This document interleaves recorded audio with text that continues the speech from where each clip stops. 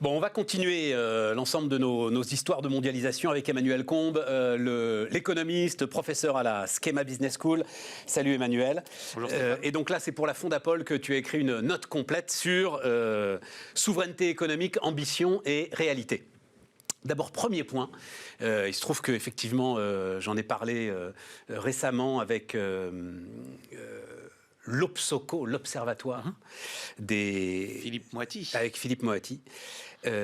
Alors, tu l'écris comme ça. La France occupe une position atypique au sein des pays riches en affichant l'un des plus forts taux de rejet de la mondialisation.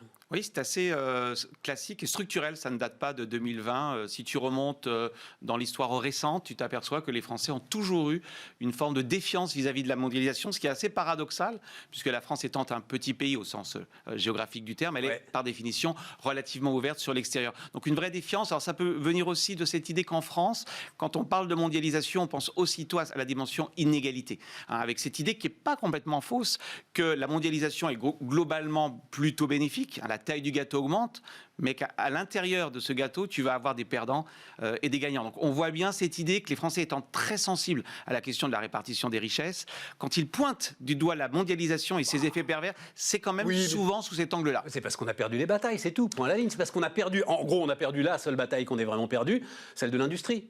Pas seulement, c'est aussi la bataille de la formation, puisque tu le sais, le vrai enjeu, c'est pas de savoir si tu perds ton emploi, c'est de savoir si tu vas en retrouver un autre. Donc en réalité, pour moi, derrière tout ça, il y a l'incapacité ou la difficulté en France d'aménager des transitions à la fois sur le plan local, puisque tu vois bien que le nord de la France a été violemment touché par ce qu'on appelle le choc chinois, tandis que les ingénieurs de Toulouse sont plutôt contents, alors pas en ce moment parce qu'il y a la crise Covid, mais plutôt contents de la mondialisation, parce que les Airbus, c'est pas la France qui les achète, ce sont les Chinois. Ouais, mais alors c'est là où, bon, tant pis, c'était pas vraiment notre sujet, mais c'est là où je trouve que le procès fait à la mondialisation est totalement injuste. À Toulouse, il aurait pu arriver la même chose. C'est parce qu'il y a eu, alors sans doute un entrepreneur de génie, en l'occurrence Jean-Luc Lagardère, pour monter Airbus et pour faire cet élément à l'échelle européenne, que Airbus a été en capacité non seulement d'affronter la mondialisation, mais de triompher de l'ensemble de ses adversaires dans la mondialisation. On aurait pu faire la même chose sur d'autres secteurs. Oui, si tu montes en gamme, c'est toujours la même chose. Si tu veux faire du textile chinois à la place de la Chine, tu seras perdant puisque tu as un coût du travail 3 à 4 fois plus élevé. Donc c'est toujours la même histoire. Mais attention, je ne suis pas en train de dire en tant qu'économiste que la mondialisation est une mauvaise chose. J'essaie juste de te dire... Non, mais tu dis qu'elle creuse les inégalités. Non, elle creuse les inégalités à partir du moment où on perd la bataille. Non, ça, c'est vrai. J'ai pas dit ça. J'ai dit les Français n'aiment pas la mondialisation parce qu'ils pensent qu'elle creuse les inégalités. Tu as dit parce qu'ils pensent à juste raison. Alors, à juste raison, oui. Sans politique de redistribution, tu constateras que le taux de chômage est plus élevé dans le nord de la France qu'à Toulouse. Mais en fait, ça pose la question... Parce qu'on a perdu les batailles. Et au-delà de la capacité à... Et au-delà de la capacité à compenser, c'est-à-dire la formation professionnelle, la reconversion, la mobilité géographique du facteur travail. Tu le sais bien, en France, on bouge assez peu. Ouais. Et alors ça, sans doute, c'est un fait majeur. C'est-à-dire que la mondialisation amène une accélération, sans doute, des ruptures, des prises de décision, des modifications structurelles qui peuvent peser sur l'emploi et tout. Et donc, il faut plus d'agilité et plus de souplesse. Ça, oui, sans doute. Oui. Mais bien sûr, c'est de la réponse pour moi à la mondialisation croissante, c'est la flexi-sécurité. C'est toujours cette même histoire, de l'agilité au niveau des jobs, et en même temps un soutien aux travailleurs. Relocalisation. Alors, c'est pour le coup une étude très complète qui amène quand même, allons-y au bout, puis ensuite on détaillera, qui t'amène quand même à dire qu'en fait, en termes de relocalisation, si on veut vraiment travailler sur la question de la souveraineté, on va se retrouver à relocaliser finalement très très peu de choses aujourd'hui. Est-ce qu'on peut refaire la mécanique qui est la tienne sur cette réflexion de la relocalisation? Alors, c'est une étude. On va le voir d'ailleurs, on va projeter un schéma très intéressant et puis vas-y, tu vas nous détailler. Alors d'abord, pour rendre hommage à ma co-auteur, c'est une étude avec Sarah Guillou, nous sommes deux sur cette étude. En fait, la souveraineté, d'abord, ça ne se réduit pas à la relocalisation, mais pour répondre à ta question, relocalisation, les mots ont un sens. Tu ne relocalises que ce que tu as délocalisé. Or, les études de l'INSEE sont quand même assez claires. La France a assez peu délocalisé depuis en tout cas les années 2010, depuis 10 ans. Autour de 2 à 3% des entreprises. Alors tu me diras, tout dépend de la taille de l'entreprise. Alors, il y a un paradoxe. Oui, parce que la vraie vague, c'est 2000-2010. Tout à fait. Mais en tout cas, tu vois que depuis... Oui, sauf que le sujet arrive aujourd'hui sur la table. Et quand tu regardes par rapport aux autres pays européens, on n'est pas ceux qui délocalisent le plus. Ceux qui délocalisent le plus, tiens-toi bien, sont les pays du Nord, qui sont extrêmement compétitifs, premier point.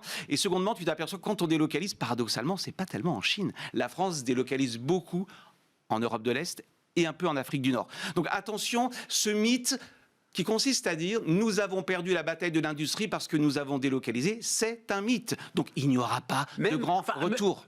Même si tu prends 20 ou 30 ans de recul. Oui, tu regardes les études de la DG Trésor sur les causes de la désindustrialisation en France. Il y a une très très belle étude, je crois de 2013-2014, qui te montre que 70% des destructions d'emplois, c'est des gains de productivité, et puis secondement, l'insuffisance montée en gamme de l'industrie française. On a perdu la compétitivité, en fait. Hors prix. Tu parlais tout à l'heure d'Airbus, on peut parler aussi du luxe, mais si tu laisses luxe, Airbus, et puis ce qu'on appelle les produits du terroir et la pharma, prends l'automobile. Tu vois bien que c'est la longue descente aux enfers depuis 20 ans. Donc pour revenir au sujet sur les relocalisations, il ne faut pas trop en attendre. Je ne dis pas qu'il ne se passera rien, tout simplement parce qu'on a peu délocalisé. Mais ça, il y a un mythe dans l'inconscient français. Notre industrie, elle existe, elle est à l'étranger. Elle n'est pas à l'étranger. Elle n'est pas à l'étranger. Intéressant. Donc, par définition, tu auras peu de relocalisation. Et si tu veux relocaliser... Non, mais attends, il faut s'arrêter là-dessus, parce que ce mythe induit, en fait, que il suffit d'arrêter de délocaliser et tout ira bien. Non, il faut faire, en fait, des efforts considérables pour retrouver de la compétitivité, bien sûr. pour que tout aille bien. Et paradoxalement, tu pourrais presque arriver à la conclusion que comme tu as peu délocalisé, en réalité, si tu veux développer tes compétences, tu vas devoir plutôt attirer des investisseurs étrangers. Donc c'est plutôt une souveraineté ouverte. Le paradoxe, c'est que tu arrives à l'idée que la souveraineté, c'est peut-être le synonyme d'une bonne politique de compétitivité. Mais si tu reviens Attends, je te cite là-dessus. Une politique qui viserait à réduire les importations, c'est à peu près, aurait des effets opposés à ceux recherchés.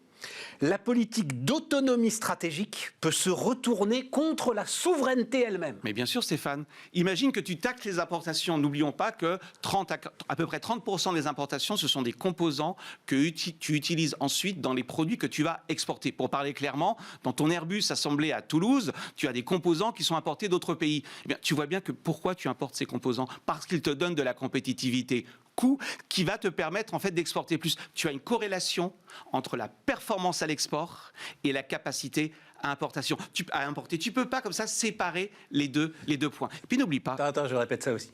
Une corrélation entre la performance à l'export et la capacité à importer. Mais bien sûr. Les Allemands, ils importent beaucoup. Les premiers exportateurs du monde sont aussi les premiers importateurs du monde. Ils ont fait même ce qu'on appelle l'économie de bazar, c'est-à-dire, tu le sais, ils produisent des composants dans différents pays de l'Est qu'ils assemblent ensuite dans une usine en Allemagne. Donc oui, il n'y a pas d'antinomie entre les deux. Secondement, on voit toujours en France, et on revient à notre question de départ, l'importation comme un mal. Mais importer, pardon, c'est le privilège de l'acheteur.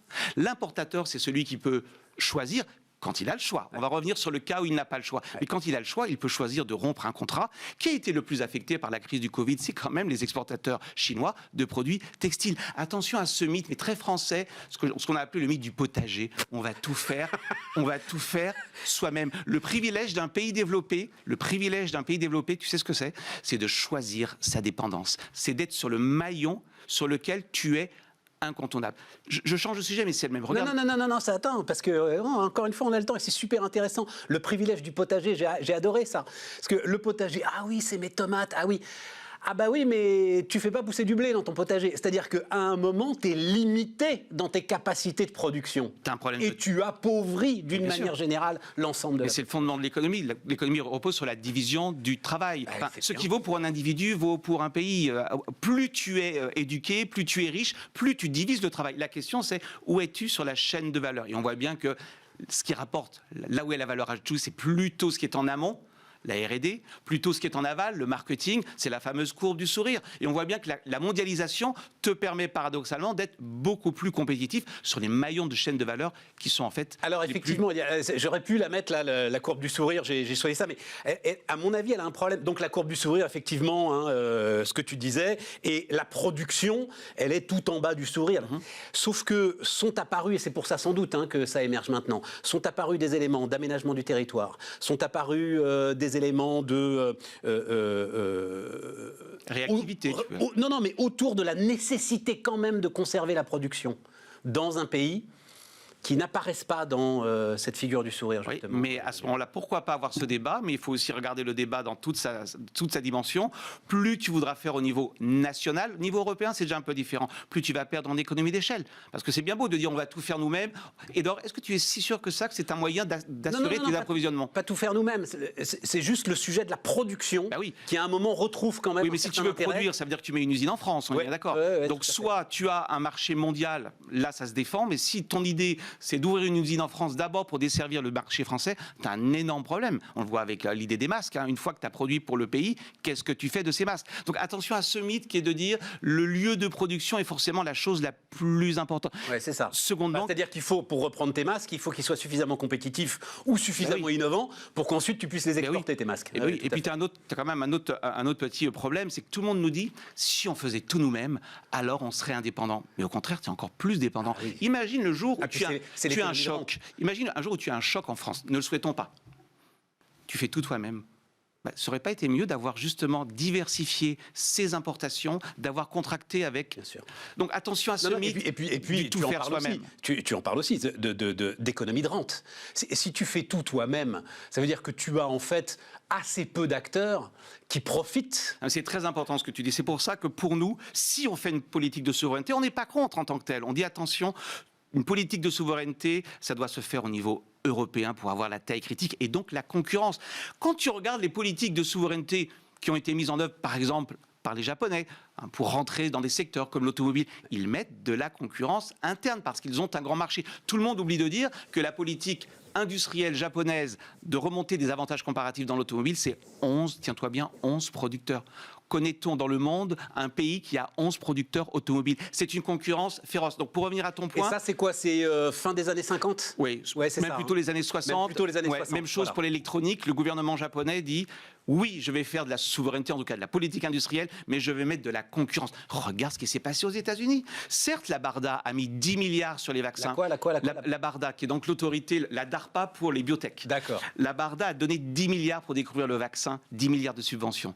Elle n'a pas dit, je désigne un laboratoire. Elle a misé sur 9 entreprises, 9 vaccins différents. C'est important ce qu'on dit, c'est-à-dire, à supposer même que tu veuilles faire toi-même, surtout, ne confie pas la production à un seul producteur. Ça, c'est un peu l'approche française. Même à deux, d'ailleurs. Picking the winner, c'est ce que dit Jean Tirole dans son ouvrage Économie du bien commun. Il ne faut jamais désigner le vainqueur à l'avance. Or, comme la France est un petit pays, pour moi, une politique de souveraineté, ça n'a de sens qu'au niveau européen. Reprenons là, donc, parce que le temps tourne très vite. Processus de décision, on va peut-être le mettre plein pot, d'ailleurs, pour qu'on voit bien. Processus de décision de relocalisation d'un bien industriel. Donc, d'abord... Le politique décide. Nous, on part du principe que c'est au politique de décider si c'est essentiel ou pas. Voilà. Ok. Donc ça, je veux des médicaments, tel médicament en France. Alors regardons d'abord, est-ce qu'on l'importe? Voilà, première raison, est-ce qu'il est ou pas délocalisé? À supposer que tu l'importes, tu n'es pas dépendant. Tout va dépendre du nombre de fournisseurs existants ou potentiels, que ce soit en nombre de pays ou en nombre d'entreprises. Si tu as un grand nombre potentiel d'entreprises qui peuvent produire, où est le sujet? Il te suffit de diversifier tes approvisionnements.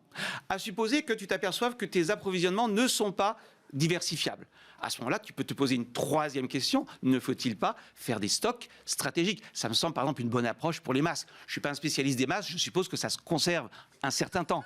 Est-ce que c'est besoin de créer... certain temps, ça a été le problème. Est-ce que c'est nécessaire pour autant de créer des entités, des unités de production qui vont peut-être plus te servir dans 2 ans? Et si vraiment tu arrives à la conclusion que tu n'as pas d'autre choix, alors tu peux commencer à te poser la question de la relocalisation. Alors un petit mot, la DG Trésor a fait le même travail, mais avec une autre hypothèse.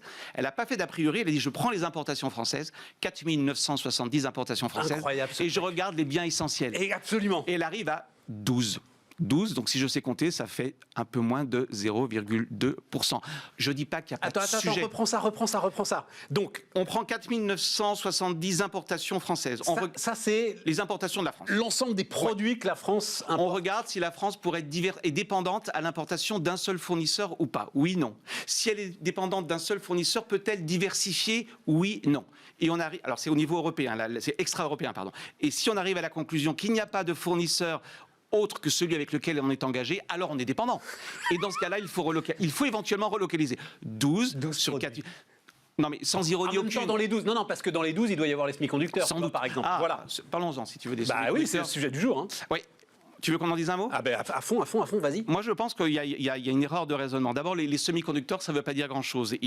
C'est un écosystème. Il y a ceux qui fabriquent les semi-conducteurs, c'est les Taïwanais qui ont le marché et les Japonais. Tout à fait. Est-ce qu'on entend vouloir revenir sur ce marché-là? Le ticket d'entrée pour construire une usine, c'est de l'ordre de 10 milliards de dollars. Donc, il faut le dire. Est-ce que c'est pas plutôt plus malin, soit d'être sur un autre élément de la chaîne de valeur? On y revient toujours. On a déjà un leader européen.